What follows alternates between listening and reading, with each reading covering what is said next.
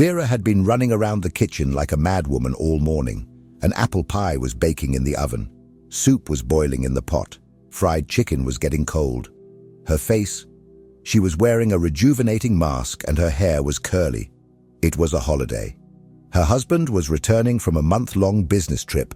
Vasia was a truck driver, long distance, so her entire family life, and it's been almost 10 years now, consisted of holidays like this one. Vera missed her husband very much, so she always prepared for his arrival very carefully. In a few weeks off, she had to do everything: talk too much, fall in love, sate herself with the other's energy. Finally, she turned the key in the door, and in the hallway, a painfully familiar voice was heard. "Peekaboo, my rabbit! I'm home!"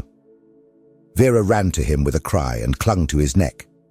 They kissed passionately, and for a long time they could not open their embrace.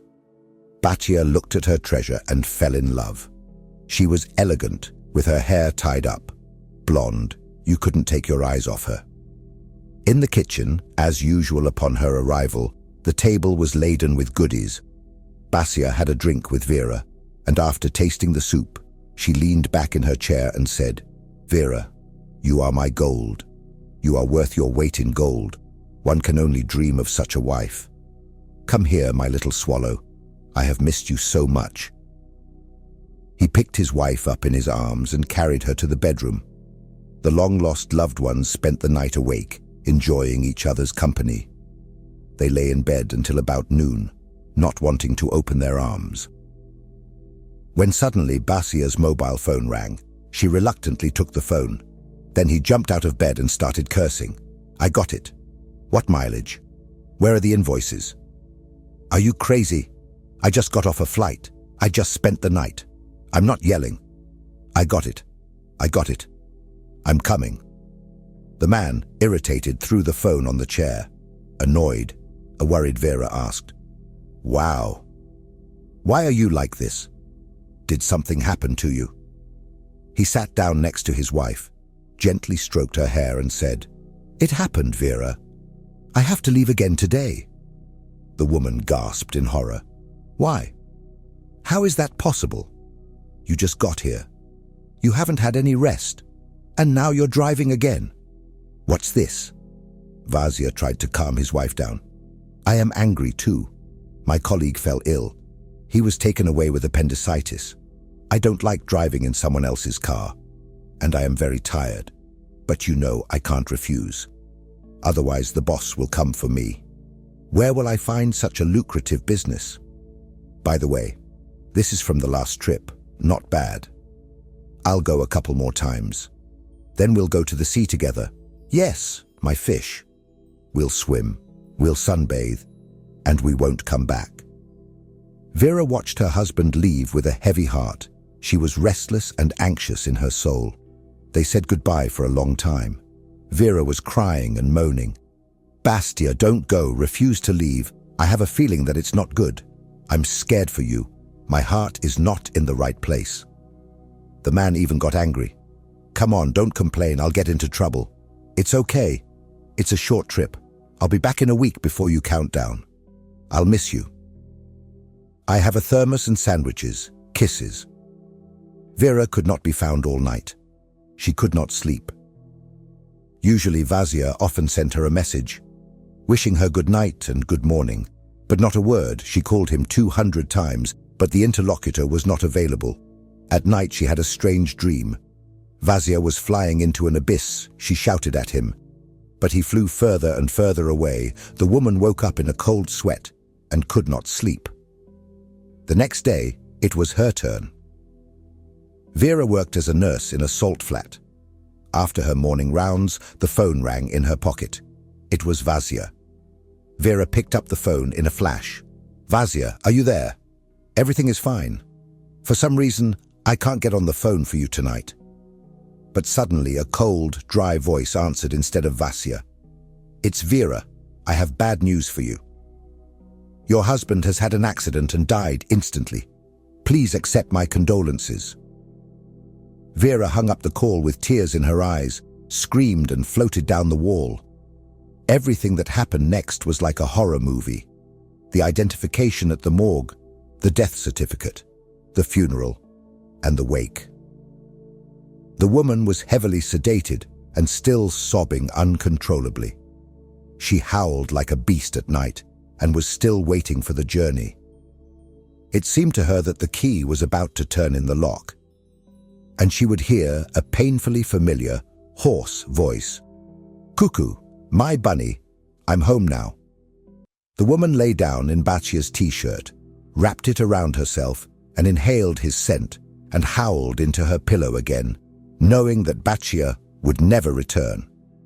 Vera often thought back to her childhood and the happy years with Bachia. Going through her photo album, Vera grew up in an orphanage. She had been left in an ordinary wicker house when she was only 5 months old. No note, no papers. Nothing was found in the orphanage. She was given her first and last name. Children from families in orphanages suffered greatly. They found it difficult to fit in and often ran away, unable to accept the terrible reality. For Vera, who had never known the comfort and warmth of home, those gloomy walls were familiar. Vera was a smiling and approachable girl, and the teachers and nurses loved her very much for her calm and kind nature. She was even cruel, and the bad children did not do her much harm. She was so bright and naive. After graduating from the orphanage, she was advised to go to university to study medicine. Vera entered the first one and graduated with honors. Our heroine met her husband at work. She was bandaging his arm. One thing led to another, and they started talking. Basia awkwardly flirted with the nurse and tried to joke around, but the girl was very cautious at first. For some reason, she didn't like truck drivers. It was not for nothing that they said that there was one bride in every village and several families at once, especially since he was 10 years older than her. He had been married before and even had a daughter, Lisa. She had been raised by her mother after a difficult divorce, but the man was stubborn and persistent and kept getting his way. He brought Vera nice gifts from trips, pampered her with expensive sweets, and bought her flowers. Slowly, bit by bit, he fell in love with Basia, and they had a modest wedding. Vera really wanted to have children, but no matter how hard she and Basia tried, for some reason, she never got pregnant. Then, the young woman got worried and decided to undergo a thorough examination. The doctor's verdict killed it: infertility. She was exhausted until Basia returned from her trip. She cried into her pillow every night, and she was afraid that her husband would divorce her if he found out the terrible truth. The girl did not lie or misrepresent. She told Basia everything as it was. "That's right, Basia. I will never give birth to your child. I am sterile. The doctor said it was because I was often sick at the orphanage and no one treated me properly. I am not a woman. I am just an empty shell. So if you decide to divorce me, I will understand." And she burst into bitter tears, covering her face with her hands and burning with shame. To her surprise, Basia hugged her tightly and pressed her against him. "You are a fool. I will love you. With or without children, I don't care at all. As soon as I saw you, I fell in love. I don't need anyone else. Do you know why I divorced my ex-wife? Because she, although she gave me a son, was not a woman at all. She was waiting for me to leave, so she could go on a spree and get drunk with other men. At first I didn't believe it. I thought it was a false accusation, but when I twice took her out of her bunk bed and our little daughter, seeing other guys sleeping in the house, I couldn't stand it anymore. I filed for divorce. I wanted to take Lisa, but the court sided with the mother. And my job, you know, raising a child on my own. It's different with you. I can see and feel how much you miss me, waiting. And I miss you too. That's how it's going to be. You for me, and I for you. That's all I need." From that day on, the subject never came up in the family, and they lived with Basia for 10 happy years. And now that Basia is gone, what is there to live for? For whom? I haven't learned yet. And if I could find out how Basia's daughter Lisa is doing, with such a mother after all, even to her ex-husband's funeral. Maybe she needs help, you never know, Vera reasoned. Vera decided to find the girl and see how she was doing. It was easy enough. An acquaintance from the passport office helped her, and the woman found out everything quickly when she arrived at her ex-wife's address. Vera hesitantly pressed the doorbell. Then again, but even after knocking on the door, no one answered. A neighbor came out upon hearing the noise and asked her sternly, "Woman, who have you come to see?" Vera stammered. "I would like to talk to Ina. Do you know if she is at home?" "She has a daughter, Lisa. Her father, Vasia. My husband. She died recently. That's why I wanted to know what's wrong with the girl." "She's okay. My husband said that the ex-wife seemed to like drinking and partying." The neighbor smiled with satisfaction and pushed open the door. She gestured for Vera to follow the unbearable smell of stale food, liquor, and cigarettes. Vera recoiled in horror on the couch. A common middle-aged woman in high heels and a leather jacket reigned everywhere. Chaos reigning. Although it was obvious that the apartment had been very well furnished, the girl was nowhere to be found.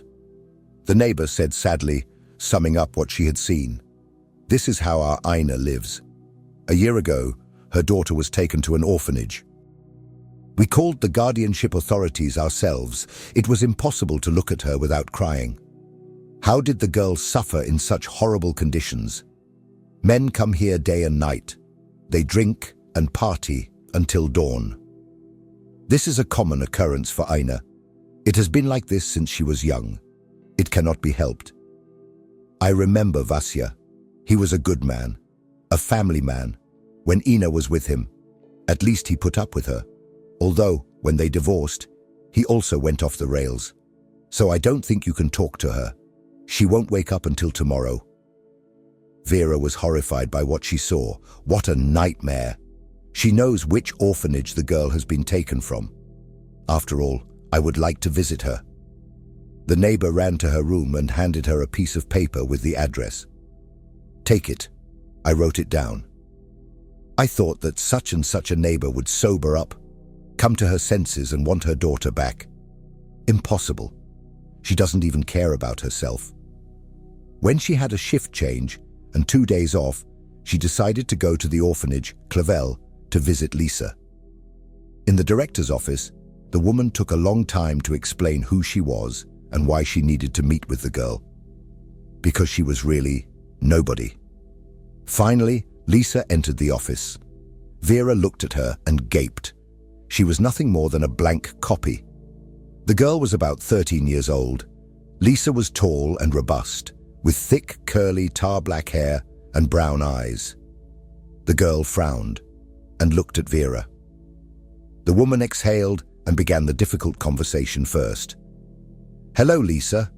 You don't know me. I'm Vera, your father's second wife. He died recently in an accident. Boy, he's told me a lot about you, and lately he's been very worried about not being able to see you. I don't want anything from you. I just want to help you. Honestly, as a human being, how are you doing here? Are you getting hurt?" Lisa looked at her with distaste. Her eyes narrowed, and she blurted out, "I wonder how you can help me. My father is dead. My mother is drunk. Adopt me and take me home. I don't believe in those fairy tales. They only take in little ones, to raise them on their own, and they don't take in people like me who have a lot of problems. How many problems? How am I doing here? Am I not doing well here? It's a nightmare. Nobody loves me, but you wouldn't understand." Lisa's eyes filled with tears and she turned around. "You see?"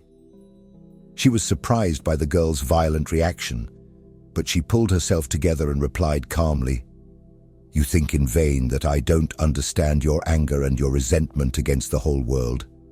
I, Lisa, am also an orphan, only unlike you, who at least once knew what a home and the love of parents is. I was abandoned at the gates of the orphanage when I was a baby. And I still don't know who I am or where I come from. So Lisa, I understand you. That's why I came. If you want to communicate, to be friends, I agree.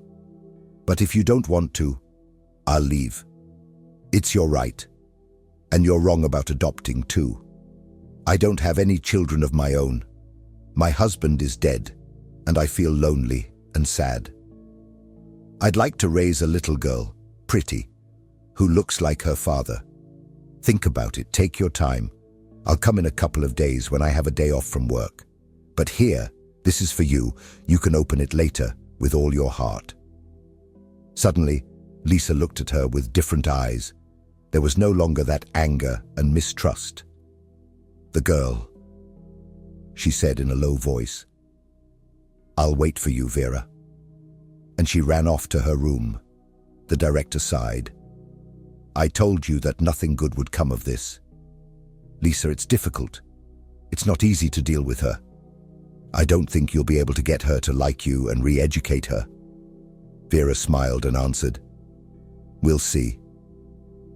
I gave her a phone because I'm an orphan too, and I know what it feels like. This is the first step to get closer to him. I hope she calls me herself. Goodbye. Lisa and I will leave here together soon." The director shook her head. Bless him, by God, with such a piece of trash of a girl. He decided to spend his life together. Oh, she will have a very hard time. Why would she voluntarily submit to such a yoke? An hour later, Lisa called Vera. "Vera, thank you very much. I have never had such a good phone. And the cosmetics are great, super simple. Come see me again. I would love to." The woman. She smiled to herself. "Well, the first ice has been broken. I will get to work somehow." He will not regret having invested almost all the money in that phone for Lisa. Let the girl be happy. After all, Barcia rarely pampered her, and Inna was out of the question. Slowly, little by little, you see, and Lisa. They became best friends, and 6 months later, the woman adopted the girl and moved her to a new home. She was perfectly happy. The apartment was no longer cold and empty. There was laughter from children and the television played youthful music. Vera spared nothing for Lisa. She bought her elegant clothes, let her get a tattoo, and manicures. She went to the movies with the girls and drank coffee. Even when the girl got bad grades, Vera tried not to scold her and spoke quietly and calmly, understanding that aggression would not help. At first, Lisa was also good and got along well until she was 16. The girl tried to do something nice for Vera, bake a cake or cook her a meal. In the evenings, they talked secretly about all sorts of girly things. Vera now had the courage to have someone to care about, a purpose in life, and she finally felt like a mother. She so wished that Lisa could call her that herself sometime in the future, appreciating her efforts.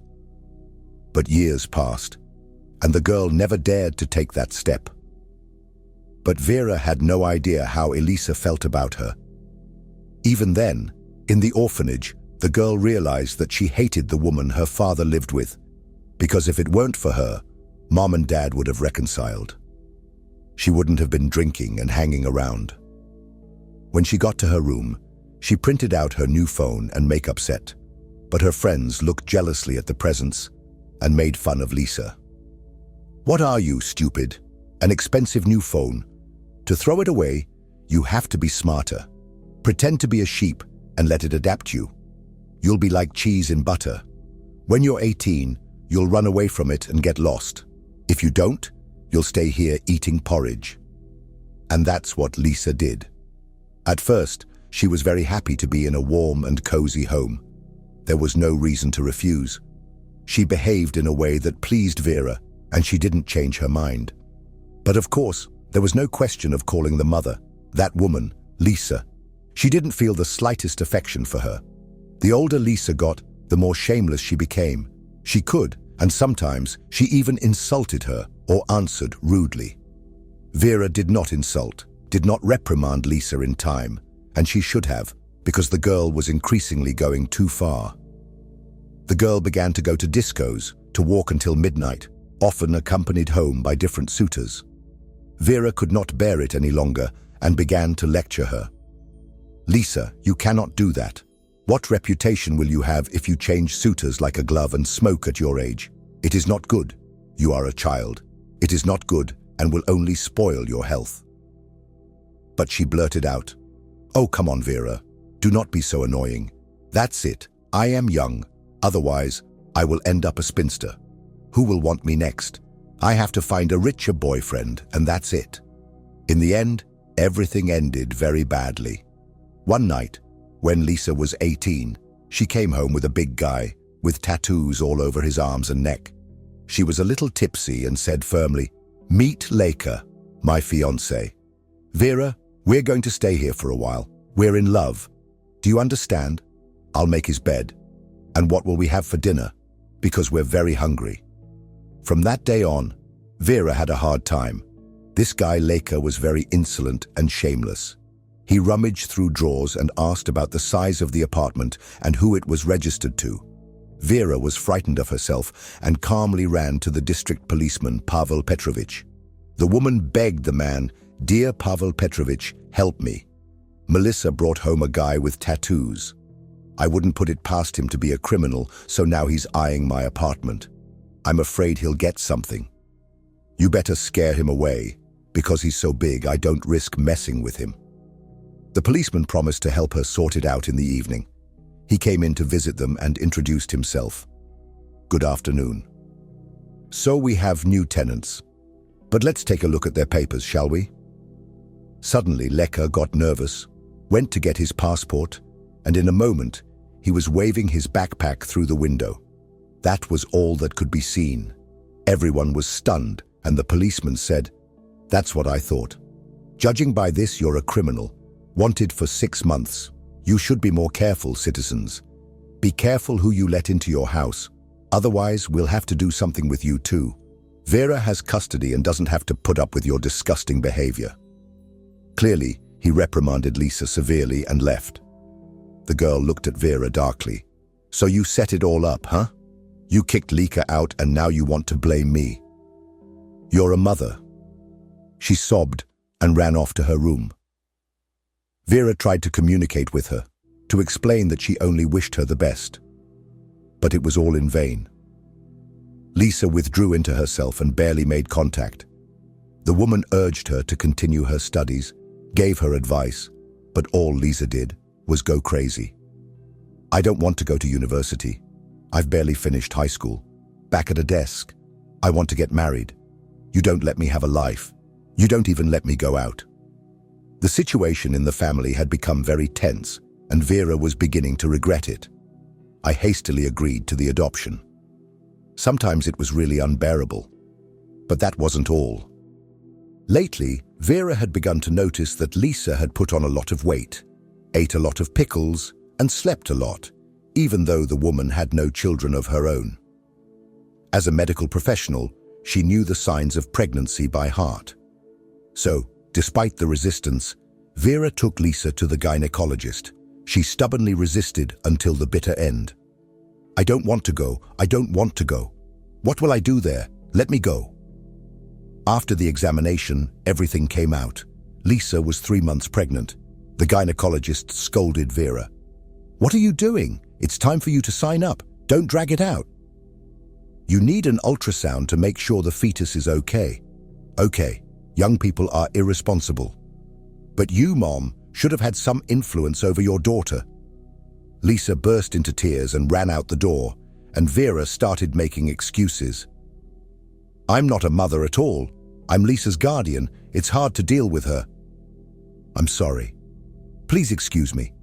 I'll try to contact the mother now, and we'll figure out what to do next." Although she thinks she has no interest in her daughter's fate, Vera went straight from the hospital to Ina's house.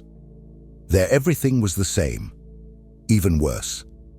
In the years since they had seen each other, the woman had aged a lot. Her face was waxy and swollen. She looked soaked in alcohol. Vera tried to get through to the woman. "Ina, listen to what I have to tell you. Lisa, your daughter, is pregnant." "By whom?" "She probably doesn't even know it herself because she's been hiding everything until the last moment. I don't know what to do now." What to do? Maybe you can give me a clue. Give me some advice. But the drunk woman looked at Vera for a long time. Her eyes were clouded, and then, hiccuping, she asked, "Do you have anything to drink?" "The pipes are burning. I can't think of anything. I don't give a damn whether Lisa is pregnant or not. You are her guardian, so take care of her. What does it have to do with me?" Vera could not bear it any longer and started screaming. "What kind of mother are you? In all these years, you have never asked where and how your daughter lives. Is she good or bad? Are you a monster?" Suddenly, she jumped up, grabbed a rolling pin from the table, and went to Vera. "Get out of my house, my daughter too, and now you are going to teach me life. Get out of here. It is none of your business how I live."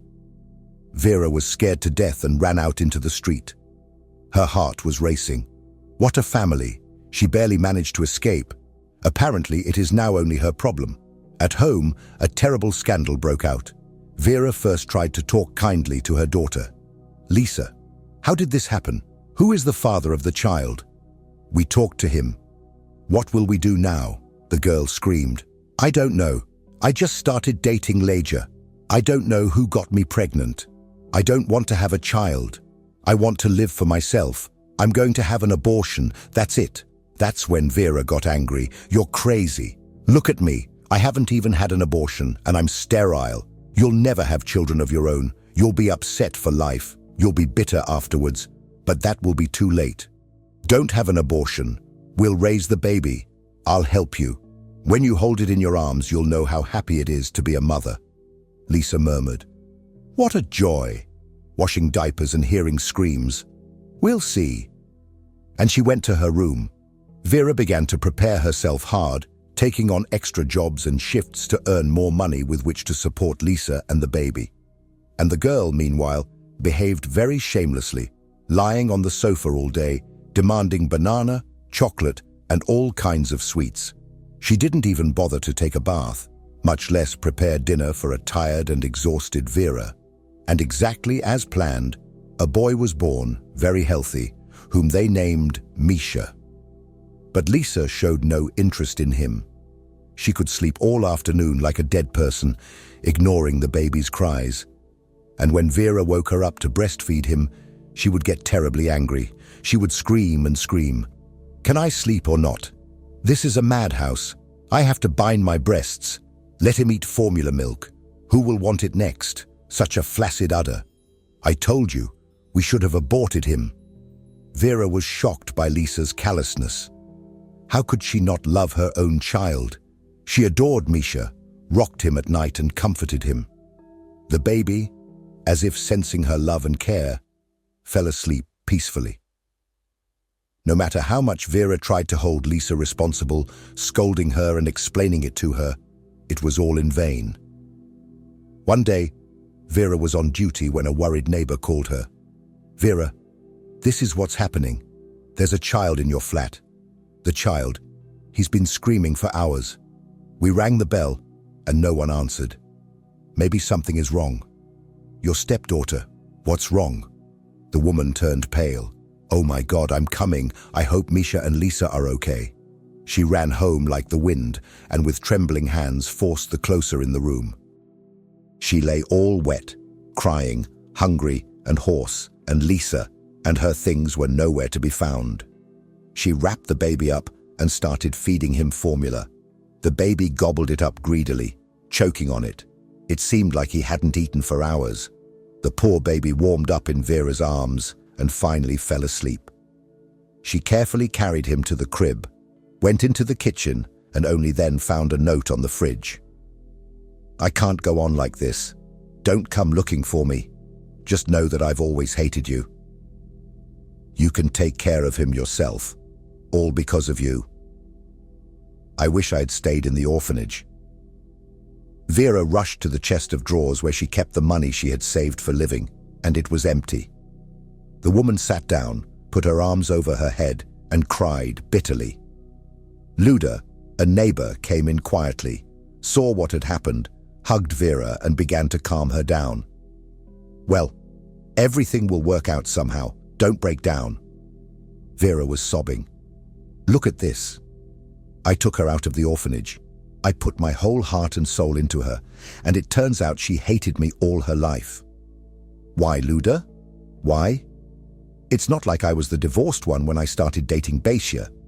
I've been divorced for a long time now. Here I have my thanks for everything. I'm so offended. My heart is in pieces. How can I be with Misha now? What will happen to work?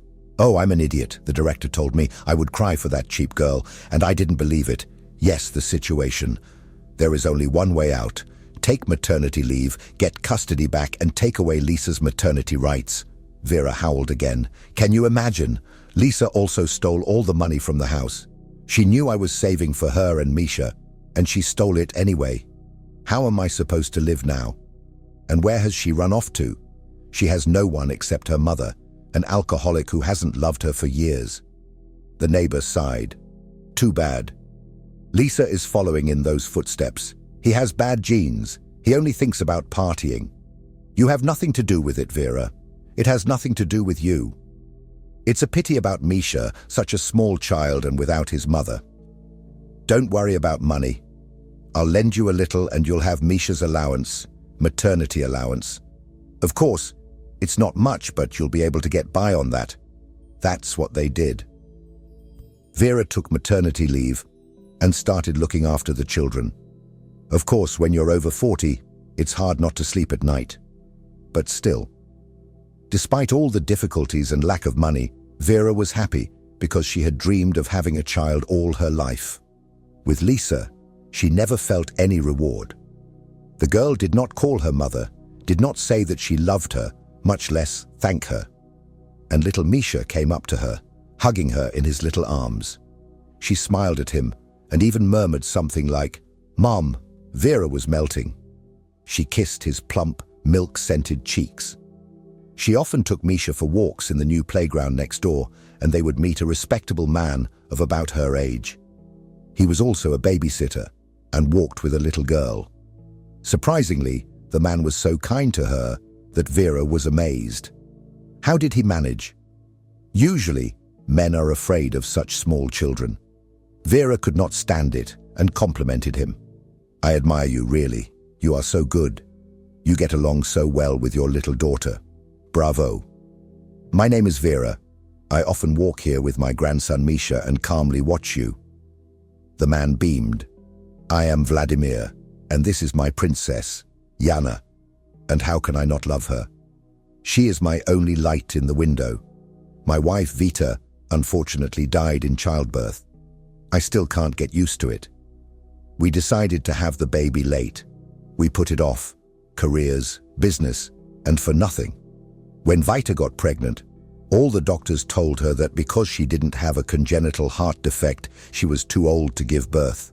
But my wife was adamant, and against all odds, decided to have the baby. Now I don't know what to do. I'm looking for a nanny. I can't.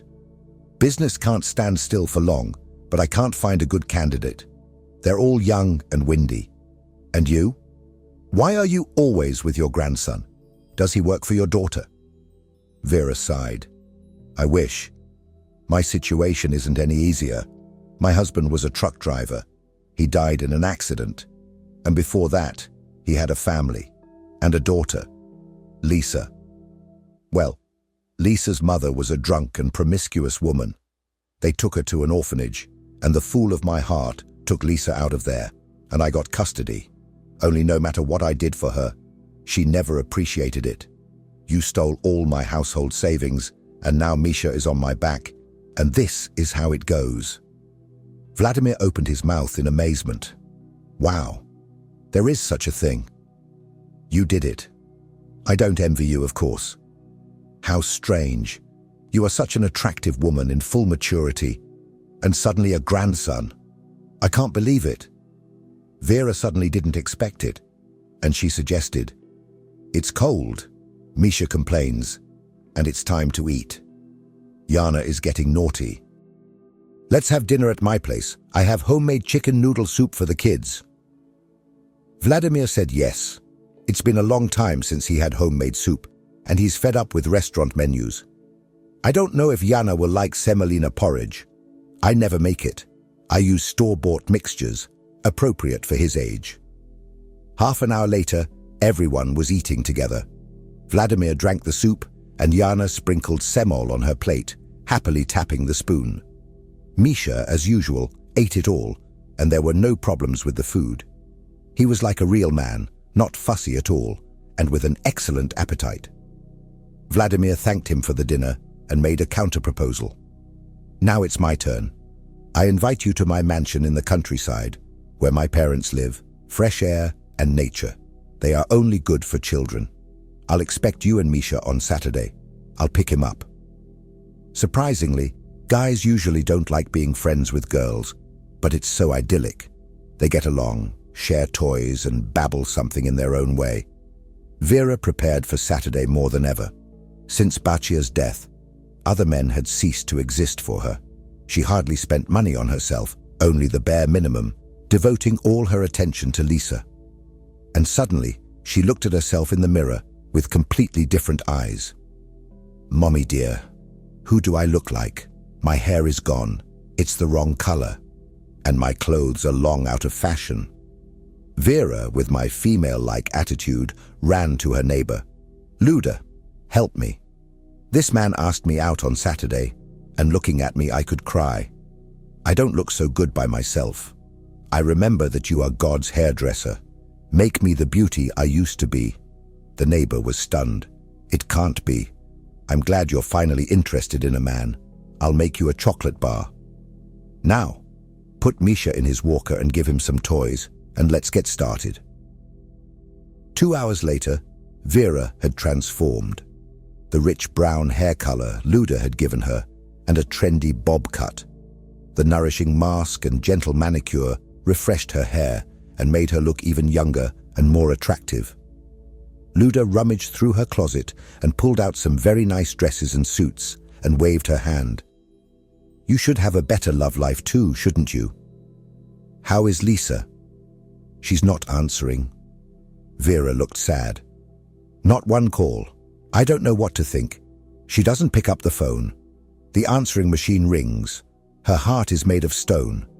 How can she forget that she has a son? I don't understand her. Luda shook her head. Yes, just like her mother. So easy and unscrupulous. It's okay. Now you have Misha. If he's brought up from the cradle, I think he will grow up to be a great guy. That's it. Go get ready. Wait. What about Misha? Are you going to take him on the date with you too? Maybe I could stay with him for a couple of hours. Vera smiled. Well, it's not really a date, to be honest. Vladimir also has a little daughter. She and Misha get along well, so it's a vacation for adults and children. I really liked Vladimir. He's smart, polite. He gets along very well with his daughter. I have such a good time with him, don't get me wrong, I have nothing on him. But I really want her to like me. I don't know why. On Saturday, Vladimir was waiting for him at the entrance. He helped her to bring the baby carriage in and she got in. He thought to himself, God, what a beautiful woman. I can't take my eyes off her. Too bad she's not mine. They drove to the campsite, but the picnic really disappointed Vera. It was Vladimir's father who greeted them very coldly and addressed Vera in an emphatically formal and dry manner. In the middle of the party, he finally understood why a gorgeous platinum blonde arrived at the country house in a very nice foreign car. Blonde. She was on all the magazine covers, chiseled, silicone-covered, a glamorous diva. It turned out that Vladimir's fiancée was Alice. She worked as a specialist in a famous media company. She looked down on everyone, and she spoke exclusively about secular topics. Glancing at Vera, she raised an eyebrow and asked, Vladimir, who is it? You finally found a nanny for Yana. That's great. Why? But why is there another child with her? I don't understand, the man replied. This is Alice. This is Vera. I know. We walk with her together with the children. She has Misha, the same age as Yana, and look how well they play together. Alice smiled slightly and said, It's very nice, but from now on, try not to bring strangers into our family circle. The man protested angrily, I think this is my house, and I decide who I bring and who I don't. That's all. The cunning Alice immediately backed away, realizing that she had exaggerated, and belatedly stammered. No, darling, don't be angry. I love the children very much too. It's so unexpected. Vera's mood soured, and she quietly called out to Vladimir. Please order me a taxi. Misha and I have to go home, the man replied in surprise. Vera, why so early? Or are you offended by Alice? Don't be. She doesn't mean it. My driver will take you now. Don't worry. It's been a pleasure spending time with you. See you later. When she got home, Vera fed Misha and put him to bed. Then she called her neighbor. Luda, you're busy. Do you want to come? I feel so bad. The woman sat down in the kitchen. Luda, burning with curiosity, asked, Well, tell me, don't drag it out. How did it go? Aren't you happy? Didn't you like it? Vera couldn't hold back any longer and burst into tears on the man. Fuck you all. Vladimir's father was whispering to me and making me see that I was an extra at this party. And then the bride appeared. You should have seen her. Her lips are sticking out. Her breasts must be a size 5.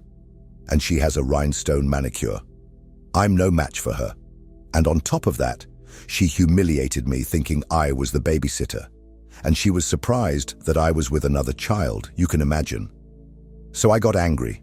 I took Misha and went home. I tried so hard to get her to like me, and she didn't even pay attention to me. I'm so hurt. Luda tried to calm her friend down. Listen, Vera, this is the way out. You should offer yourself as a babysitter. First of all, you can earn money, and secondly, when you take care of one Misha or two, you're doing the same thing all day long. Thirdly, you'll get closer to your Vladimir. And you'll see. I think everyone will win, right? Vera stopped crying, wiped her tears and smiled. Luda, you're ahead. And really, where else am I going to find such an income so as not to leave Misha alone? Tomorrow, I'll offer my services to him. The next day. Vera went out for a walk with Misha and, as usual, she met Vladimir. He was sitting sadly, playing with his daughter, answering her inopportunely. The woman greeted him. Good afternoon, Vladimir. Hello, Yana. How are you? Are you sad? The man replied sadly. Good afternoon, Vera. I don't know what to do. 2 days to go to work. I can't wait any longer, and I still haven't found a babysitter. What do I do? Vera blushed and started an important conversation. And I just wanted to talk to you about that. I can work as a babysitter. I'm already with Misha all the time anyway. Can I babysit? Besides, Yana knows me, loves me, and it's easy for me to be alone with her. And it wouldn't be bad to earn some money, really. After all, I need some help. Vladimir jumped for joy. No, Vera, I agree. You're going to help me. Then I'll have the driver bring you and Misha early in the morning and take you home in the evening. Don't worry. I'll pay you decently and I'll be perfectly sure of my daughter. For some reason, I trust you completely. And so they agreed. Vera began to work as a nanny in Vladimir's apartment. At first, it was very difficult for her, because having 2 very small children is not the same as having 1. But gradually she got used to it, and after a month, she was doing everything automatically. Yana and Misha got along well and played, entertaining each other. But after a while, in Vladimir's absence, Alice began to visit his apartment for no reason, trying to get into his office. Vera caught her twice when she ran to the bathroom to wash Yana. When she asked her directly, Alice freaked out. It's none of your business. Take care of the children and mind your own business. I'll take care of my fiancé. Vera apologized and thought to herself, really, it's none of my business. It's better not to argue with her. The woman fell madly in love with Vladimir in the evening, in addition to taking care of the children. Vera tried to please him with something homely and tasty, and managed to make cabbage soup and fried cheesecakes for dinner. The man was delighted and ate it in mouthfuls, She paid him generously, but that was as far as it went. Vladimir was still polite and affable. He was still polite, kind, and very proper, and Vera longed for him to take her in his arms, to hold her close and tell her that he loved her too. Moreover, our heroine intuitively likes being a woman, but she didn't show it outwardly. Sometime later, a terrible scandal broke out in Vladimir's apartment. Important documents were missing from his office. He was crying and screaming. "Vera, are you sure you haven't seen the red folder? It was here, in the safe, on the top shelf. You didn't take it anywhere." A frightened Vera excused herself. "No, what are you talking about? I never go into your office. What am I supposed to do there? My route is the nursery, the kitchen, and the bathroom. Maybe you moved and forgot." Then Alice came and Vladimir started asking her, "Honey, the documents are missing from the safe. Do you know where they are? Someone must have stolen them." She smiled slyly and answered, looking at the nanny, "Of course. I'm not implying anything. Except Vera." The enraged owner screamed in Vera's face. "You're right. There's no one here but you. Too bad. I had a higher opinion of you. I'm afraid we'll have to refuse your services." Vera felt offended and insulted by this. "I'm very sorry to have to part with Jana. I'm very fond of her, but after such humiliation I won't stay here for a minute. Misha and I will see each other. May it be on your conscience. Goodbye. I thought better of you too." Vera came home with Misha and burst into tears. She was very upset. How could she? Why? She believes that odious Alice and not me. After all, I do everything for him. I try so hard. To hell with him. We have to get him out of our heads. It's true what they say. The rich have no shame or conscience. The woman became depressed. She hardly left the house and concentrated entirely on her grandson. She kissed his heels, tickled him and said, "We don't need anyone, do we, Misha? Your mother has disappeared. Vladimir turned out to be a scoundrel too, and you are the only thing left to me, my joy and my consolation." The boy laughed, hugged him and stammered something in his childish language. Meanwhile, Vladimir was having a hard time. Jana was grumpy and crying. The nanny was still needed, and above all, without Vera. The apartment was suddenly so empty and orphaned. Nothing made him happy at all. He was so used to this kind, sensitive and delicate woman who was always near, that a hearty dinner and a calm and well-coiffed daughter awaited him at home. Now he didn't know what to hold on to. And not only that, he missed Vera so much. In his free time outside of work, he thought only about her. And Vladimir, now he couldn't even look at Alice for some reason. She was so artificial and fake. Jana didn't interest him at all. He didn't even hide it. Suddenly, Vladimir realized there was no point in starting a relationship. If she wasn't going to be the mother of his child, then what now? How would they be able to live? One thing worried the man. Why was Vera taking the damn file? After all, she was a nurse and had nothing to do with business in general. What was he going to do with those documents? Suddenly it dawned on him. Idiot! There are hidden surveillance cameras. I sorted them myself and had forgotten about them. Vladimir jumped up and ran to check the video. What he saw there shocked him. He was shocked. There was Alice sneaking into his office, taking the same folder and hiding it behind her back. And over there was Vera, who was walking with Jana, and she hit him. Of course she did. A few days later, Alice comes back to the office and takes some more papers from the table. She hides them in the same way and leaves. Vera sees everything too, but she keeps quiet and plays with the children.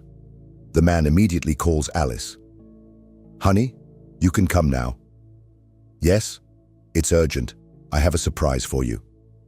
"You're going to love it, Alice." She headed to her fiancé's house in high spirits. "It's finally ready. I'm sure he wants to get married." "Great. Everything is going according to plan. I have the money. I got rid of that stubborn babysitter. And I have the child. I will send her to a public school in England and live a great life. But when she entered the office, there were security officers and an investigator sitting there. Alice froze in the doorway, but she was an excellent actress, so she smiled charmingly. And she asked, "Good afternoon, gentlemen. What are we doing here?" Vladimir came in and said, "Hello, dear. We have decided to invite you to the premiere of the film. By the way, are you in the lead role, ready to see it?" Alice stared incomprehensibly at the screen and watched without blinking. When the video ended, Vladimir clapped his hands. "Bravo! You have done a great job in your role as a spy, lying to such an innocent nanny. You have earned my trust. Why are you doing this? Who are you really? There is no point in denying it. If not, this tape will go to the prosecutor's office right now." "Alice, I was very scared. Don't go to the prosecutor's office. I'll tell you everything. I work for your competitors at Global. They're the ones who suggested I do all this to ruin your company in the construction tender, putting it out of business. They pay me very well, so I agreed." Vladimir was surprised. Love, intimacy, and all that? Or was that part of the plan too? Alice smiled. "Well, why not? Combine business with pleasure. Sorry, it just happened. So you have 24 hours to leave the country for good. Otherwise, you'll get into quite a mess. It's clear." Alice didn't need to be told twice. She ran to her car, glad to get out so easily. Vladimir grabbed Yana and drove off with Vera. She was taking a walk with Misha in the yard. Seeing Vladimir, the woman frowned. She started putting her grandson in the stroller and got ready to go somewhere else. It was clear that she didn't want to see him, but the man blocked her way. "Vera, please don't go. I have a serious talk to you." But the woman waved her hands and quickened her pace. "Please say goodbye. I've heard enough of you, for the last time. We have nothing to talk about, and it's time for Misha to eat." The man ran after her with the baby in his arms. Vera was determined and almost started running too, but suddenly she stopped crying. Vera's heart skipped a beat. She stopped. She turned around. The little girl pulled her hands, recognizing her, and stammered clearly, "Mom." Tears automatically rolled down the woman's cheeks. She took the little girl in her arms, hugged her, kissed her, and said, "Good girl, dear. How I've missed you." Vladimir looked at that touching picture and already knew it. "I'm going to die for her. But I will ask for forgiveness and marry Vera, the best mother and wife I could find. And what a fool I was for not realizing it sooner." He lowered his head and said quietly, "Vera, forgive me. I was so wrong. It's not your fault. It turns out that it was Alice who stole the documents. And not only that, she was working for the competition. And I had just gained my trust just because of the correct information." "I'm so sorry about what happened," Vera replied curtly. "I'm not offended, and I'm glad. That's all.